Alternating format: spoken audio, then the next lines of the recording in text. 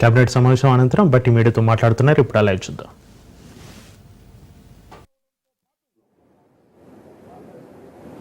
ప్రధానంగా గత కొన్ని నెలలుగా రాష్ట్ర ఉద్యోగ సంఘాలు కానీ ఉద్యోగస్తులు కానీ ఎదురు చూస్తున్నటువంటి కొన్ని అంశాలపైన అందరికీ తెలిసిందే. గతంలో నవీన్ మిట్టల్ గారి ఆధ్వర్యంలో కొద్దిమంది అధికారులతో ఉద్యోగస్తులతో మాట్లాడటానికి ఒక కమిటీ వేయడం జరిగింది. అట్లాగే వారి సమస్యలన్నింటినీ కూడా అధికారులు ఉద్యోగ సంఘాలు మాట్లాడి ఇచ్చినటువంటి అంశాలని క్యాబినెట్ సబ్ కమిటీ ఆధ్వర్యంలో పూర్తిగా చర్చించి వారు కోరిన కోరికల్ని వాటన్నిటినీ కూడా క్యాబినెట్ దృష్టికి తీసుకురావటం జరిగింది. ఈరోజు క్యాబినెట్ లో ఉద్యోగస్తులందరూ కూడా మన కుటుంబ సభ్యులు,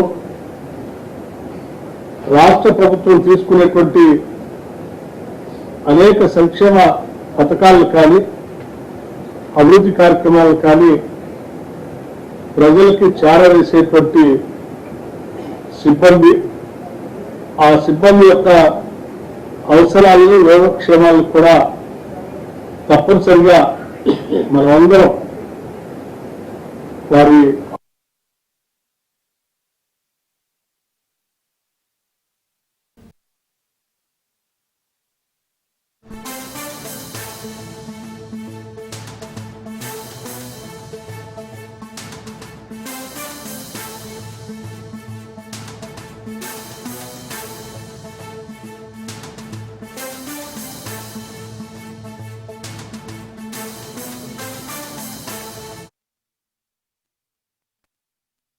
ద్వారా తెలియజేస్తా ఉన్నాం. అందులో ప్రధానంగా డిఏ సంబంధించి ఉద్యోగ సంఘాలు ఎదురు చూస్తూ ఉన్నారు. దీనికి సంబంధించి ఆర్థికంగా ఉన్నటువంటి పడేటువంటి భారాన్ని కూడా లెక్కలు కట్టి ప్రస్తుతానికి 2 డిఏలు ఉద్యోగ సంఘాలకి ఉద్యోగస్తులకు ఇవ్వాలని, ఒక డిఏ ఇప్పుడు వెంటనే చెల్లించాలని,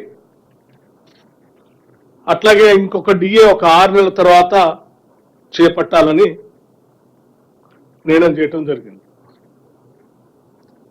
ఒక డిఏ ఇప్పుడు, ఇంకొక డిఏ ఒక 6 నెలల తర్వాత. ఇది అత్యంత ప్రధానమైనటువంటి అంశం ఉద్యోగస్తులకు సంబంధించినంత వరకు. అట్లాగే ఆర్థికంగా రాష్ట్ర ప్రభుత్వం పైన, ఖజానా పైన పడేటువంటి భారాలు సంబంధించినటువంటి అంశాలు, ప్రధానమైనటువంటి అంశాలు కూడా వారికి ఉపయోగకరంగా ఉండేటట్టుగా కొన్ని నిర్ణయాలు చేయటం జరిగింది. దాంట్లో హెల్త్ కార్డ్స్ సంబంధించి ఒక ప్రధానమైనటువంటి అంశం. హెల్త్ కార్డు సంబంధించి వారు ప్రత్యేకంగా ఉద్యోగస్తులతో కానీ నాతో కానీ మాట్లాడినప్పుడు ప్రతి ఉద్యోగి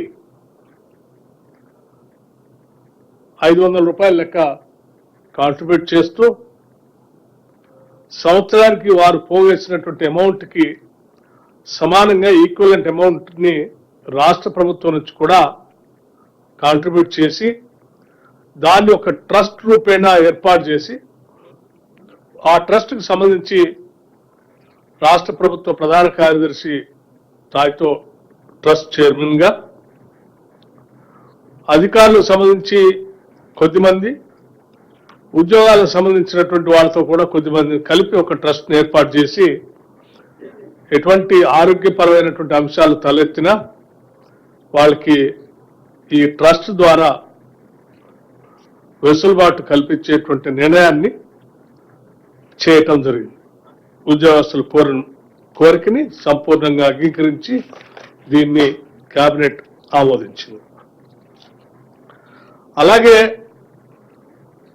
ప్రధానంగా వారసత్వంగా అంటే గత ప్రభుత్వం పెట్టిపోయినటువంటి పెండింగ్ బిల్లులు సంబంధించి కూడా ఉద్యోగస్తులకు సంబంధించినటువంటి పెండింగ్ బిల్స్ ఆ బిల్స్ కూడా ప్రయారిటైజ్ చేసుకొని ప్రతి నెల కనీసం 700 కోట్లు తగ్గకుండా ఆ పెండింగ్ బిల్లులు సంబంధించిన ఉద్యోగస్తులకు సంబంధించిన బిల్లులు బకాయిలు కూడా నెలల వారీగా క్లియర్ చేస్తూ ప్రయారిటైజ్ చేయాలని కూడా నిర్ణయం చేయడం జరిగింది. అలాగే ఇంకా కొన్ని అంశాలు కూడా ఉదాహరణకి 12.5% సంబంధించి ఉద్యోగస్తులు కోటా సెక్రటేరియట్ లో ఉండాలని వారు కోరారు మిగతా ఉద్యోగస్తులకు సంబంధించి. దాన్ని కూడా కేబినెట్ ఆమోదించింది. అట్లాగే మెడికల్ ఇన్వాలిడేషన్ కమిటీ కూడా కావాలని అడిగారు డిస్ట్రిక్ట్ లెవెల్లో, దాన్ని కూడా ఆమోదించడం జరిగింది. అట్లాగే ఈ ఉద్యోగస్తులు రిటైర్ అయినటువంటి వాళ్ళు మళ్ళీ తిరిగి రిక్రూట్మెంట్ చేయకుండా ఒక నిర్ణయం తీసుకోవాలని చెప్పింది ప్రభుత్వం. దానికి కూడా సానుకూలంగా స్పందించింది. అట్లాగే గ్రామ పంచాయత్లో పనిచేస్తున్నటువంటి సెక్రటరీస్ సంబంధించిన క్యాడర్ ర్యాంకు సంబంధించి ఒక గ్రేడింగ్ ఒక నిర్ణయం తీసుకోవాలంటే గ్రామ పంచాయతీల గ్రేడింగ్ ప్రకారం వారికి ఆ గ్రేడింగ్ ఇచ్చేటువంటి కార్యక్రమం కూడా చేస్తామని చెప్పాం.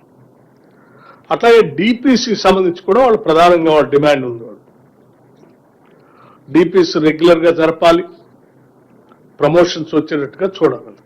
ఎస్, దానికి కూడా రాష్ట్ర ప్రభుత్వం చాలా సానుకూలంగా స్పందించి అగ్రి అయింది. అట్లాగే ఆఫీసర్స్ ఎలక్షన్స్ అప్పుడు ఎలక్షన్స్ ట్రాన్స్ఫర్స్ అని కొన్ని చేశారు. ఆ ఎలక్షన్స్ టైంలో చేసిన ట్రాన్స్ఫర్స్ ని మళ్ళీ తిరిగి బ్యాక్ తీసుకురావాలని ఒక కోరారు, డిమాండ్ పెట్టారు. దానికి కూడా రాష్ట్ర ప్రభుత్వం అంగీకరించింది. అట్లాగే కంపాషనేట్ అపాయింట్మెంట్స్ జిల్లా పరిషత్ సంబంధించి పెండింగ్ ఉన్నటువంటి వాటిని కూడా క్లియర్ చేయాలని అడిగారు. కేబినెట్ దానికి కూడా ఒప్పుకుంది.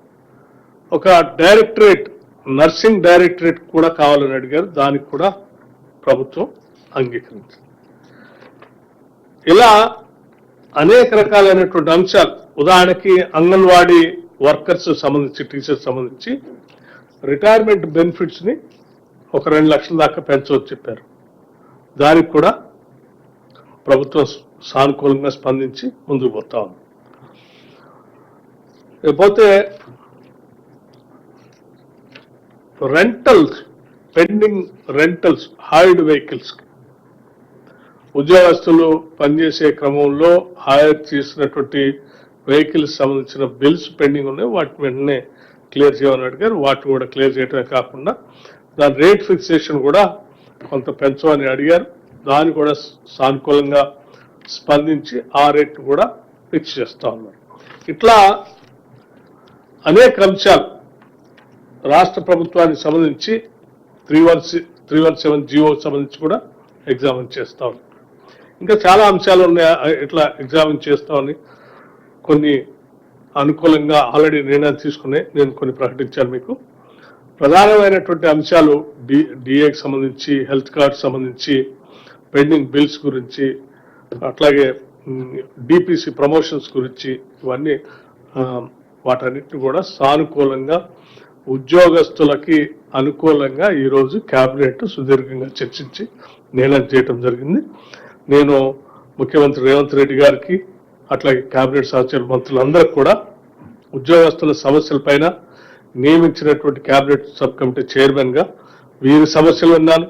ఈ సమస్యలన్నీ కేబినెట్ దృష్టికి తీసుకొచ్చాను. వారందరూ కూడా చాలా మంచి మనసుతో, పెద్ద మనసుతో వాటన్నిటిని అర్థం చేసుకొని ఈ సమస్యలన్నింటినీ కూడా కేబినెట్ ఈరోజు సంపూర్ణంగా ఆమోదించేందుకు ఉద్యోగస్తుల తరఫున కూడా నేను కేబినెట్ కూడా ధన్యవాదాలు తెలియజేస్తా ఉన్నాను. Thank you. నేను చెప్పినటువంటి అంశాలు తీసుకుని నిర్ణయాలు. వేదిక మీద ఉన్న గౌరవ పెద్దల ఉప ముఖ్యమంత్రి గారు, సహచర మంత్రివర్యులు పొన్నం ప్రభాకర్ గారు, రెవెన్యూ ప్రిన్సిపల్ సెక్రటరీ గారు, ఫైనాన్స్ ప్రిన్సిపల్ సెక్రటరీ గారు, ప్రింట్ అండ్ ఎలక్ట్రానిక్ మీడియా మిత్రులందరికీ మనస్ఫూర్తిగా హృదయపూర్వక నమస్కారం. ఈరోజు గౌరవ ముఖ్యమంత్రి గారి అధ్యక్షతన కేబినెట్ సుదీర్ఘంగా అనేక అంశాల మీద చర్చించిన సంగతి ఇంతకు ముందే ఉప ముఖ్యమంత్రి గారు చెప్పారు. అందుట్లో ప్రధానమైంది ఉద్యోగస్తులకు సంబంధించిన సమస్య. వారు మా కుటుంబ సభ్యుల్లాగానే ఈ ప్రభుత్వం ట్రీట్ చేస్తూ గౌరవ ఉప ముఖ్యమంత్రి గారు దానికి చైర్మన్ గా ఉండి సహచర కేబినెట్ మంత్రులతో పాటు గౌరవ ముఖ్యమంత్రి గారిని కూడా ఒప్పించి మెప్పించి ఆల్మోస్ట్ వారు కోరిన అన్ని సమస్యలని పాజిటివ్గా ఈ ప్రభుత్వం స్పందించే విధంగా ఇంతకుముందు వారు ఐటమ్ వేజ్గా చెప్పినట్లు ప్రభుత్వం నిర్ణయం తీసుకోవటం జరిగింది. మనస్ఫూర్తిగా వారికి, గౌరవ ఉప ముఖ్యమంత్రి గారికి, గౌరవ ముఖ్యమంత్రి గారికి, కేబినెట్ సహచర మంత్రులకి మరొక్కసారి నా పక్షాన్ని కూడా అభినందనలు, కృతజ్ఞతలు ఉద్యోగ కుటుంబ సభ్యుల పక్షాన నా పక్షాన తెలియజేస్తున్నాను. ఇక ప్రధానంగా ఇవి ఉద్యోగస్తుల విషయాలు కాకుండా మరికొన్ని అంశాల మీద కూడా కేబినెట్ లో చర్చించడం జరిగింది. అందుట్లో ప్రధానమైంది భద్రాద్రి కొత్తగూడెం, అంటే కొత్తగూడెంలో ఉన్న